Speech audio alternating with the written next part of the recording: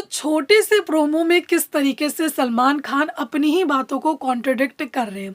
अभी विवियान डिसीना को पहले बोल दिया गया कि तुमने अपने लुक पर ध्यान दिया, तुमने अपनी आवाज़ पर ध्यान दिया, coffee coffee coffee Vivian coffee, बस ये सारी चीज़ें बोल दी गई। लेकिन इस बार वीकेंड के बारे में अपनी ही बातों को कॉन्ट्रडिक्ट कर रहे हैं। कभी ये बोलते हैं कि आपके लिए इम्पोर्टेंट था चुम को जा कर के मनाना और सॉरी बोलना, आपने उन दो दोस्तों को इग्नोर किया जो आपको सही ठहरा रहे थे।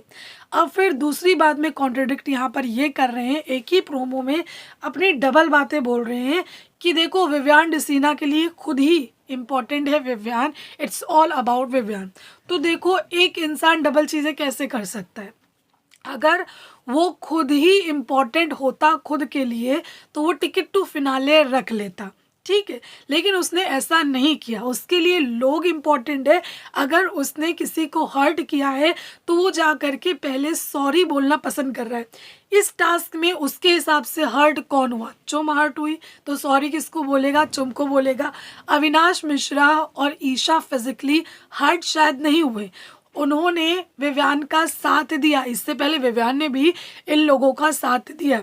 इनका दुख सबसे बड़ा यही था कि विवियान ने टिकट टू फिनाले नहीं लिया। अगर लेता तो ऑफ कोर्स इनको सबसे बड़ा फायदा होता, और मेकर्स को भी इस बात का सबसे बड़ा दुख है। तो ये अपनी बात को इतना कॉन्ट्रडिक्ट कर रहे हैं प्रोमो में। कभी कहते हैं कि चुम इम्पॉर्टेंट थी, उसको सॉरी बोलना इम्पॉर्टेंट था। जब एक बंदा सामने वाला हर्ट है उसको सॉरी बोलना उसके लिए इम्पॉर्टेंट है, जिसके लिए उसने टिकट टू फिनाले भी छोड़ दिया। तो आप यहाँ पर सोचिए वो अपने बारे में कैसे सोच रहा है, वो खुद को कैसे आगे रख रहा है। इट्स ऑल अबाउट विवियान कैसे हो रहा है, आप बताइए। तो यहाँ पर ये सारी चीज़ें हैं जो कि मेकर्स करते हुए नज़र आ रहे हैं। फिलहाल क्या कहना चाहेंगे कमेंट करके ज़रूर बताएं। Thank you.